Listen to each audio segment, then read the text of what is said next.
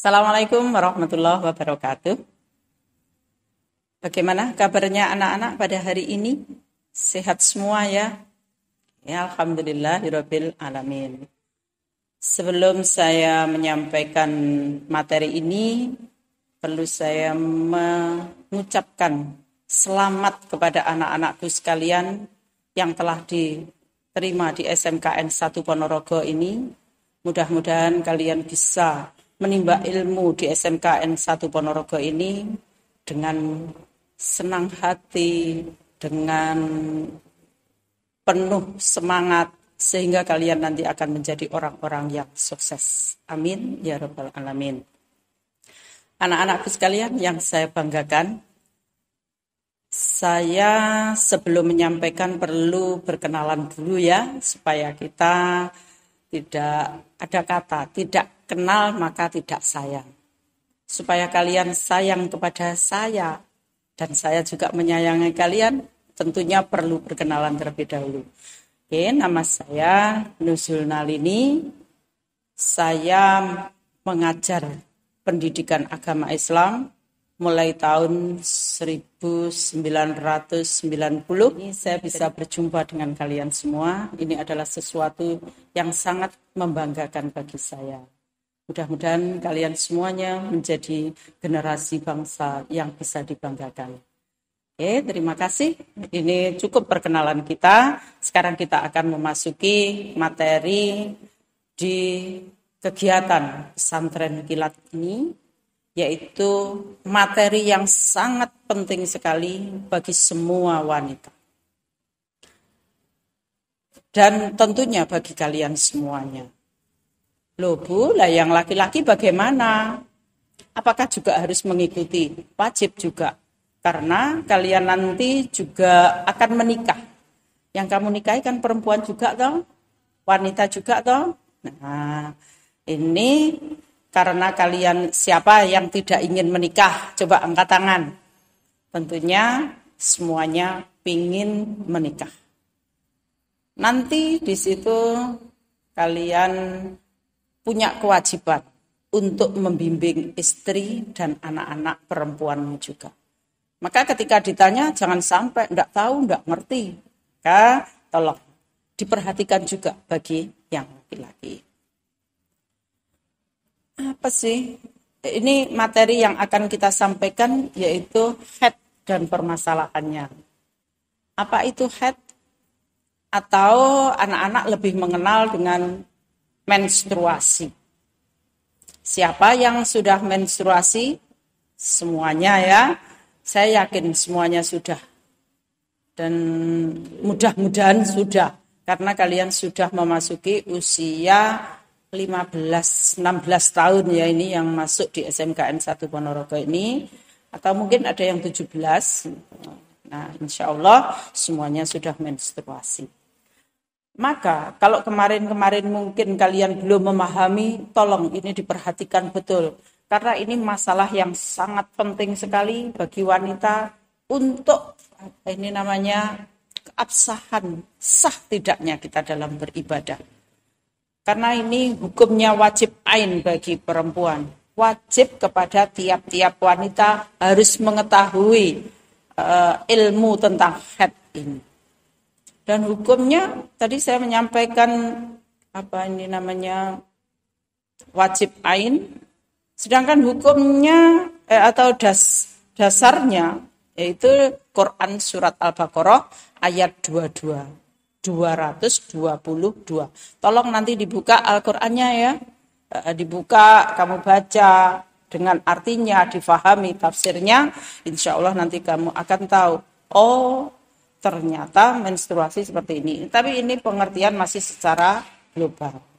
Nah, untuk mengetahui menstruasi, terkait dengan masalah menstruasi ini, perlu kalian mengetahui ada 5 rumus tentang haid. Itu yang pertama, darah haid itu tidak boleh kurang dari 24 jam. Bukan hari ya, bukan sehari semalam, tetapi 24 jam. Caranya bagaimana? Misalnya, kita itu mengeluarkan darah. Mengeluarkan darah jam 7 pagi. Kamu harus rajin-rajin lihat. Loh Bu, kenapa kok harus rajin-rajin? Oh iya, supaya kalian tahu ini darah menstruasi atau bukan. Oke, kita coba hitung ya, mulai jam 7 pagi. 7, 8, 9, 10, 11, 12. Sudah 6 jam ya. Ini waktu zuhur kita lihat pakai kapas. Kalau celana dalam hanya dilihat jangan, tapi harus didulet gitu loh ya istilahnya. Didulet gitu, oh masih ada darah. Berarti ini ada harapan itu menstruasi. Tapi kita coba lagi lihat nanti jam 13, 14, 15 asar. Sudah berapa jam itu? 9 jam. 9 jam, oh masih ada. Berarti darahnya masih keluar.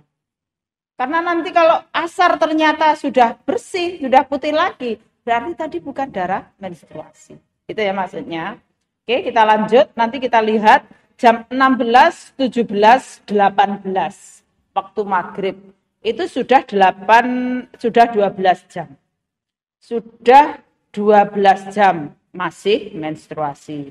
Kita lanjut lagi, nanti jam 19 waktu isya. Sudah 13 jam.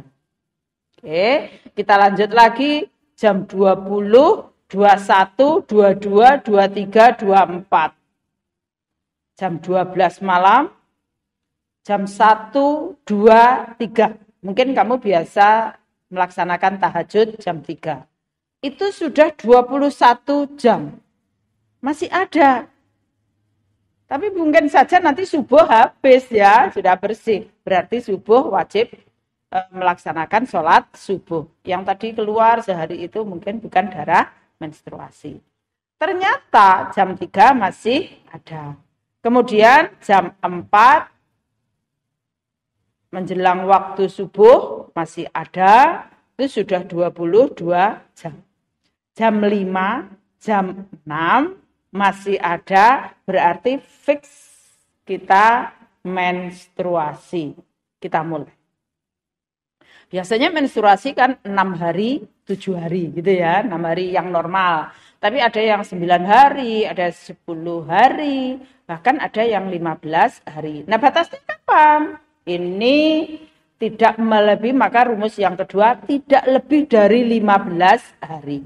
Berarti kalau sudah 16 hari, darah apa namanya? Darah istihadah atau darah penyakit. Perlu kalian periksa ke dokter. Dokter, kenapa saya kok ada istihadah seperti ini? Mungkin bisa kecapean atau mungkin ada permasalahan di kandungan kita tidak tahu. Perlu konsultasi dokter juga. Kalau itu terulang, itu perlu konsultasi. Jangan dibiarkan. Ini bahaya karena kaitannya dengan kandungan kita untuk reproduksi kita. Ini sangat perlu sekali. Ini yang laki-laki juga harus tahu karena nanti punya istri. Loh Mas, saya komen terus. Nah, sampai sebulan komen terus kan gitu ya. Makanya ini perlu ada ilmu yang wajib diketahui tadi. Saya katakan hukumnya wajib ain tadi. Harus tahu. Oh, ternyata 10 hari sudah bersih. Sudah suci. Maka kamu harus wajib mandi besar. Terkait mandi besar nanti akan saya jelaskan. Kemudian yang kedua, rumusnya apa? Tadi sudah saya singgung, tidak lebih dari 15 hari. Diingat ya, tidak lebih dari 15 hari. Rumus yang keempat, yaitu darah itu tidak diawali dengan kelahiran. Kalau setelah melahirkan namanya darah apa? Nifas. Maka tidak dihitung itu, nanti hitungannya lain, nanti akan saya jelaskan setelah ini. Yang terakhir, yang mengeluarkan darah itu usianya sudah 9 tahun Hijriah. Kalau masih 8 tahun, berarti bukan darah menstruasi. Perlu konsultasi ke dokter. Ada apa anak ini? Mungkin terjatuh. sehingga mengeluarkan darah. Mungkin cah cilik ora Jawa diutik-utik gatelen atau apa gitu, akhirnya mengeluarkan darah. Kan ada ya kasus seperti itu. Maka ini perlu diperhatikan betul. Kurang dari 9 tahun Hijriah berarti bukan darah menstruasi. Paham semuanya ya? Oke.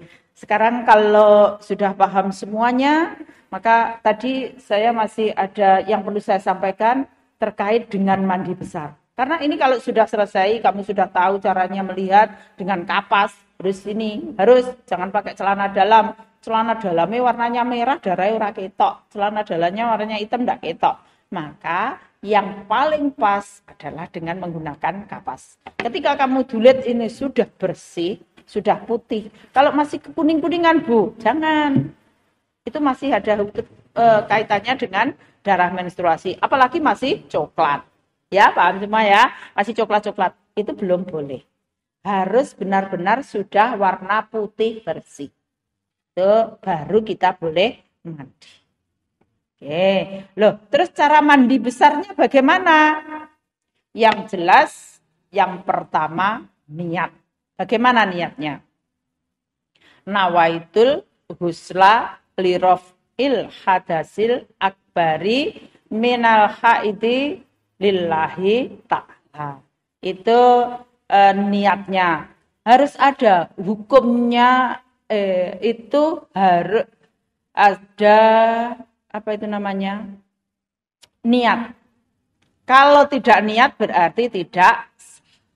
Nah gitu ya. Oke, sekarang yang kedua. Setelah berniat, apa yang kita lakukan? Yaitu mencuci tangan. Seperti saat ini COVID-19, ini kita kan harus membersihkan tangan. Cara-caranya ternyata sama loh, Cak, dengan wudhu itu. Harus dibersihkan, di sela-sela jari, sebanyak berapa? 3 kali. Ini kalau wudhu kan sudah seperti itu. Nah, sekarang diterapkan pada COVID-19 ini. Yang kedua yaitu membersihkan tangan sampai bersih. Di sela-sela jarinya. Seperti yang disarankan oleh dari protokol kesehatan itu. Kemudian setelah itu dibersihkan. Membersihkan tempat keluarnya darah. Tempat keluarnya darah. Yaitu kelamin wanita tadi dibersihkan dengan tangan kiri, maksud saya, dengan tangan kiri. Jangan tangan kanan. Kalau membersihkan tempat-tempat itu dengan tangan kiri.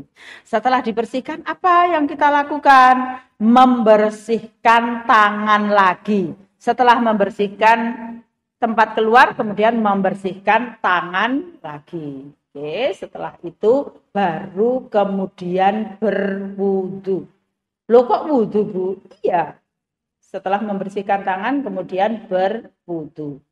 Setelah wudu selesai, baru kita guyurkan air dari ujung rambut ini ya. Di sebanyak berapa, Bu? Sunnahnya kan 3 kali. Yang kanan terlebih dahulu. Gitu, sambil digosok-gosok, kemudian pindah lagi yang kiri. Kalau pakai shower itu lebih mudah lagi. Saya paling senang pakai belandongan itu ya, enak itu, bahan terpisan. Nah ini, kalau pakai shower ya boleh. Pakai cibuk misalnya tidak ada shower, ya pakai cibuk itu, ciduknya itu 3 kali. Kanan 3 kali, kiri 3 kali. Setelah itu apa? Di sela-sela nih, di pihak-pihak rambutnya itu, biar mengenai apa ini? Kulit kepala. Gitu ya. Sambil dibersihkan lekit-lekitan itu, kan perempuan banyak lekitannya, ya, gitu. Itu dibersihkan semuanya.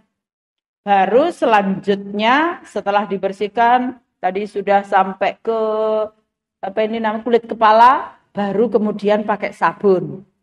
Pakai sabun kepala, yang rambut ini pakai sampo gitu ya, pakai sampo sampai bersih. Yang tahu bersih dan tidaknya kan kita sendiri, dapet atau bagaimana. Yang biasa pakai sabun.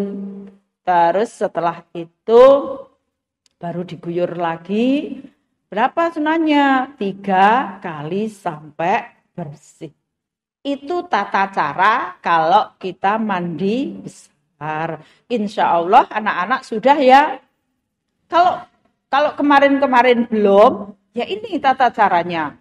Supaya cara mandi kita ini benar. Karena tadi saya sudah singgung, ini menyangkut sah tidaknya kita dalam beribadah. Oke. Mungkin untuk pengertian untuk menstruasi atau haid tadi sudah ya ada 5 rumus. Kemudian tata cara mandi tadi sudah saya jelaskan. Mudah-mudahan kalian semuanya bisa menerapkannya dalam kehidupan sehari-hari. Karena kamu nanti terus akan mengalami menstruasi sampai menjelang menopause. Ya, menopause seseorang kan tidak sama. Ada yang 45 sudah menopause, 50, 52, bahkan ada yang 56 sampai 60, ada yang masih menstruasi. Ya, ini kasusnya tidak sama antara satu dengan yang lainnya. Nah, untuk lebih jelasnya, nanti ada materi yang sudah disampaikan oleh panitia, yang sudah nanti di PDF atau nanti akan disampaikan oleh kakak-kakak kalian. Ini ada, nanti bisa dilihat, dibaca, dipelajari. Kalau nanti ada yang kurang jelas dalam pertemuan berikutnya, nanti kita bisa ada ruang tanya jawab terkait menstruasi. Itu ya nak ya. Mudah-mudahan ilmu yang sedikit ini bisa bermanfaat bagi kita semuanya. Dan pada akhirnya kita bisa melaksanakan salah satu tuntunan Rasulullah dengan benar sehingga ibadah kita bisa diterima oleh Allah Subhanahu wa taala. Amin. Untuk itu kita tutup pertemuan kita pada hari ini dengan membaca hamdalah. Alhamdulillahirabbil alamin. Terima kasih. Billahi taufik wa hidayah. Assalamualaikum warahmatullahi wabarakatuh.